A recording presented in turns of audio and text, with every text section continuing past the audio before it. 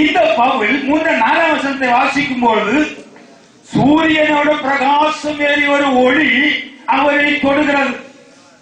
இந்த இடம் கவனிக்க வேண்டியது. சேரக்கூடாத வெளிச்சத்தில் வாசம் பண்ணுவது யார்? இயேசு கிறிஸ்து. இதே அதிகாரத்தை, இதே விஷயத்தை பவுல் அப்போஸ்தலன் சாட்சியாக சொல்லும் போது அப்போஸ்தலர் நடவடிக்கைகள் 26ஆம் அதிகாரம் 13 வசனத்தில் வாசிப்போமானால், ராஜாவே மத்தியான வேளையிலே சூரியனோட பிரகாசமேறிய ஒரு ஒளி என்னை சுற்றிலும் பிரகாசித்து என்று சொல்கிறார். மத்தியான வேளையிலே நாம் சூரியனை பார்க்க முடியாது, ஆனால் சேரக்கூடாத வெளிச்சத்தில் வாசம் பண்ணுகிறேன். இங்கு மனிதனாய் கண்டிருந்த என் அப்பா இயேசு கிறிஸ்து இந்த பவுலை சந்திக்கிறார். சூரியனோட பிரகாசமாக ஒரு ஒளியாக இந்த பவுலை சந்திக்கிறார். இவர் கீழே விழுகிறார். ஆண்டவரே நீர் யார்? அதற்கு கர்த்தர், நீ துன்பப்படுத்துற இயேசு நானே. அல்லேலூயா, அல்லேலூயா. அப்படியானால் சீசர்களுக்குள் பரிசுத்த ஆவியானவராக இருந்தவர் யார்? ஏசப்பா. அல்லேலூயா, அல்லேலூயா.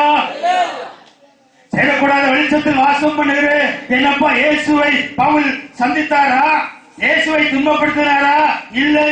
அவருடைய ஆவியை பெற்றிருக்கிற சீசர்களை துன்பப்படுத்துகிறார் பவுல் அப்போஸ்தலன். ஆனால் கேட்கிறார், நீ என்னை துன்பப்படுத்துகிறாய். அப்படியானால் சீசர்களுக்குள் இருந்து ஆவி யாருடைய ஆவி? கிறிஸ்துவின் ஆவி. அங்கே இங்கு மனிதனாக கண்டிருந்த எப்படி தேவனுடைய ஸ்தானத்தில் சேரக்கூடாத வெளிச்சத்தில் வாசம் பண்ணுகிறாராக பவுலை சந்திக்கிறார். பவுலே, ஏன் என்னை துன்பப்படுத்துகிறாய்? அன்பு தேவனுடைய பிள்ளையே, ஏசப்பாதான் எல்லாம் எல்லாம் என்ற அறிவு நமக்கு உண்டாக வேண்டும். உலகத்தை ஜெயிக்கலாம், உலகத்தை ஜெயிக்கலாம். எந்த சக்தியாலும் உங்களை அணுக முடியாது, எந்த சக்தி உங்களை கீழ்ப்படுத்த முடியாது. எந்த ஒரு காரியத்திலும் நாம் விசுவாசத்தில் குஞ்சு போக மாட்டோம், மரணமே நேரிட்டால் கூட. அல்லேலூயா, அல்லேலூயா.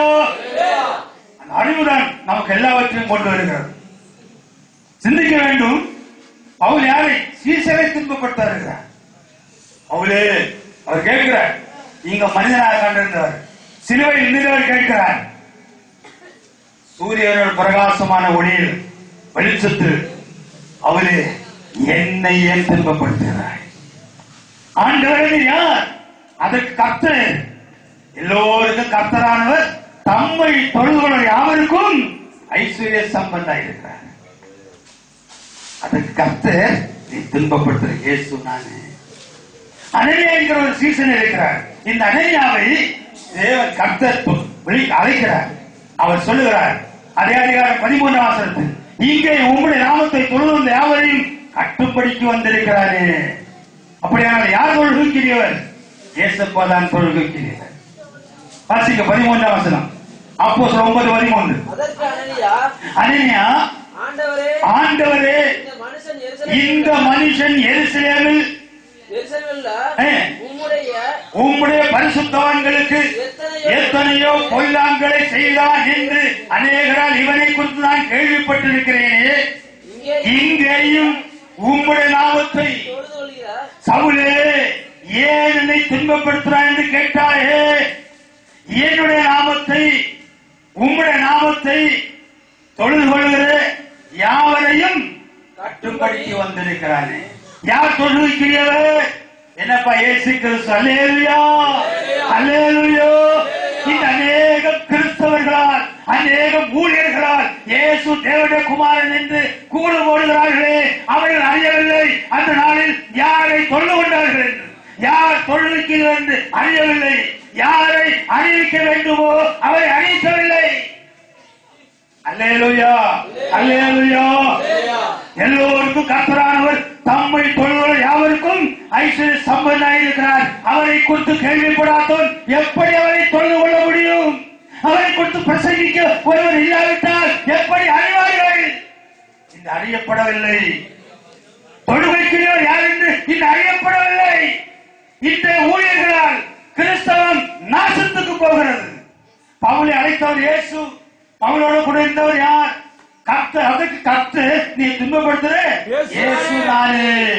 அவர்தான் பவுலோடு கூட இருந்தார். அவர் கல்லறை வாங்கும் போது, அந்த ஜெயிலில் கிடக்கும் போது, பட்டினி கிடக்கும் போது, கல்லர்களை கண்டு பயப்பட்டு ஓடும் போது, அந்த கடல் சேதம் வந்த போதெல்லாம் அவரை பலப்படுத்திக் கொண்டிருந்தவர் யார்? கர்த்தர் இயேசு கிறிஸ்து. அல்லேலூயா, அல்லேலூயா. அப்போஸ்தலர் நடவடிக்கைகள் 18ஆம் அதிகாரம் 8 முதல் 10 வரை வாசிக்கும் போது அங்கே நாம் பார்க்கிறோம், ஜெப ஆலய தலைவரான கிறிஸ்துவுக்கும் அவன் வீட்டாருக்கும் இவர் கர்த்தராகிய இயேசு நாமத்தில் ஞானஸ்நானம் கொடுக்கிறார். அன்று ராத்திரியிலே கர்த்தர் பவுலின் அருகே நின்று, யார் நிற்கிறது? கர்த்தர் இயேசு பவுலின் அருகே நின்று, பவுலே துடன்கொள், இந்த பருந்து பட்டணத்திலே எனக்கு அநேக ஜனங்கள் உண்டு, நீ தைரியமாய் சுவிசேஷத்தை பிரசங்கி, உன்மேல் ஒருவரும் கை போடுவதில்லை, நான் உன்னோடு கூட இருக்கிறேன் சொன்னார். அல்லேலூயா, அல்லேலூயா.